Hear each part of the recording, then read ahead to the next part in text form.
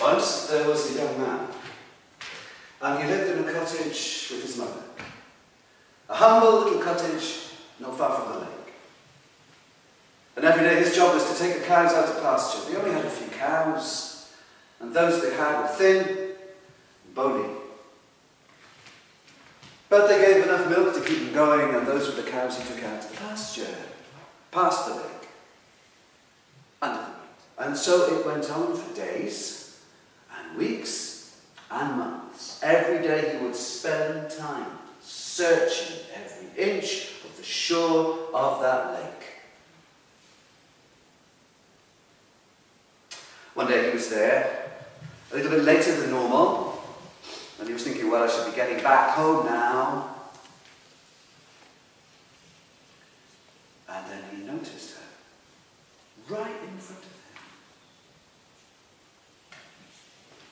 Now he didn't want to move, he didn't want to say anything, he was terrified that she would go.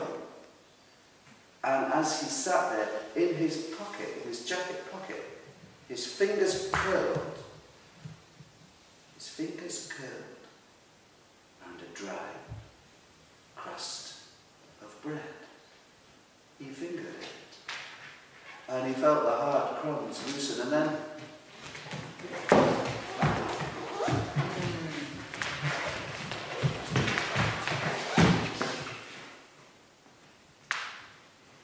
he offered it to her. Back into the lake. She lived at the lake. Did you see her again? Of course. But you're jumping ahead. You're jumping way ahead. What happened was this? He waited. She did nothing. He went back and told his mother. And his mother said, this is what I'll do. I will take some bread, some dough, I'll put it in the oven, and I'll take it out when it's not even cooked. Not even cooked, it's still raw dough. Too much raw dough to her. That's what she wants.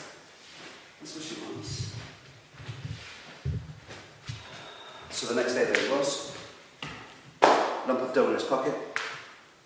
His heart full of hope. His eyes full of the image of her. And he went to the same place, he waited for the same time, and she appeared.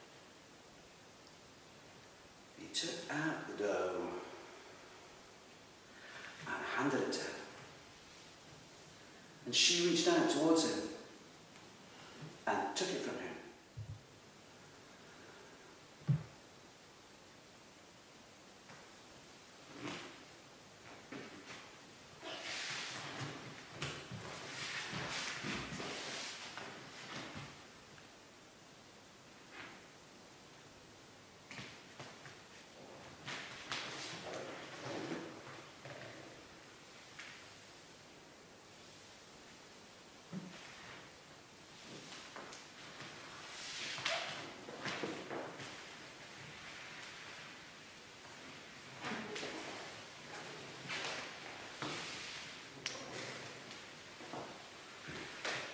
Where's she gone?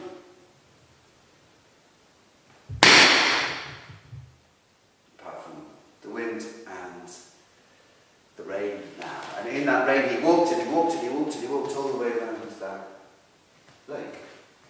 And he walked all the way around again and again and again. By the light of the moon,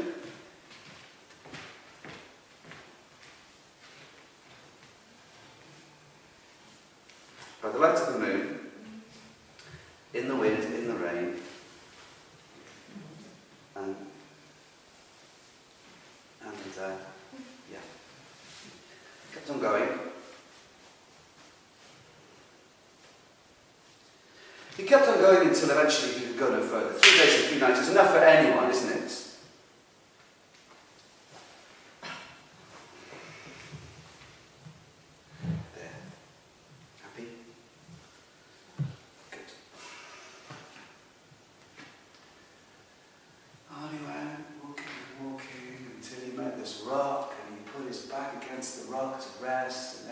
He noticed that the rock was beginning to move, and he thought, it's because I'm so exhausted, everything's gone a bit floppy. Everything's going to be liquid. But no, this rock was resisting him, and then he stepped back and he saw this rock was getting bigger and bigger and bigger and bigger and bigger. And looking down at him now, the rock was no longer a rock, it was a man, a huge man. Great burning eyes, a huge bushy beard all the way down to his belly, almost as big as the mountain behind the lake. And he said, "You love my daughter, do you?" And the boy said, couldn't speak. "You love my daughter, do you?" And she started counting. In fives,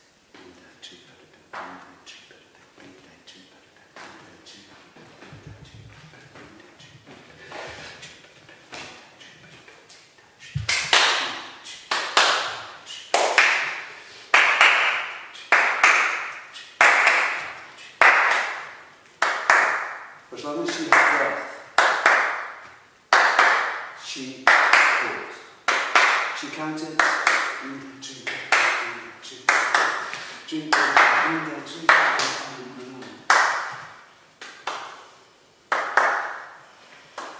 Her voice echoed off the mountains, with two voices calling.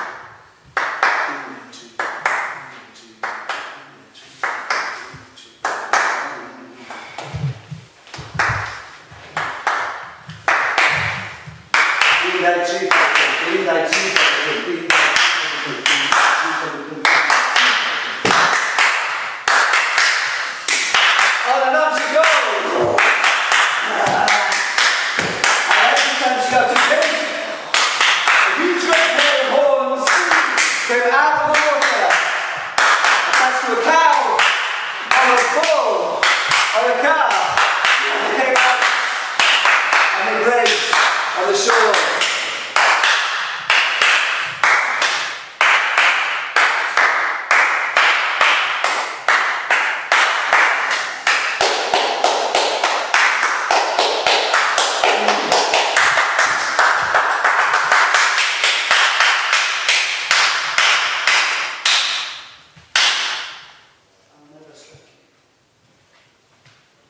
I'll never strike you. I love you more than my own life.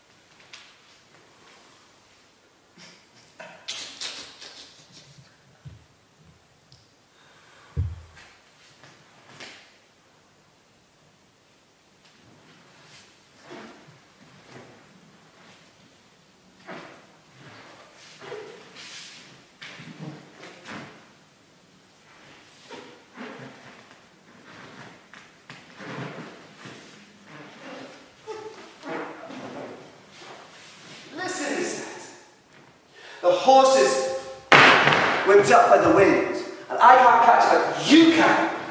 You go and get the horse, you catch it, and I'll get the cart. Okay, she says. Into the field she went. And it was true what he'd said. Oh, she could run out of the wind. She ran and she ran and she ran, and before long she got hold of the horse by the mane. But God, it was difficult to control, because she didn't have the bridle. He wasn't daft.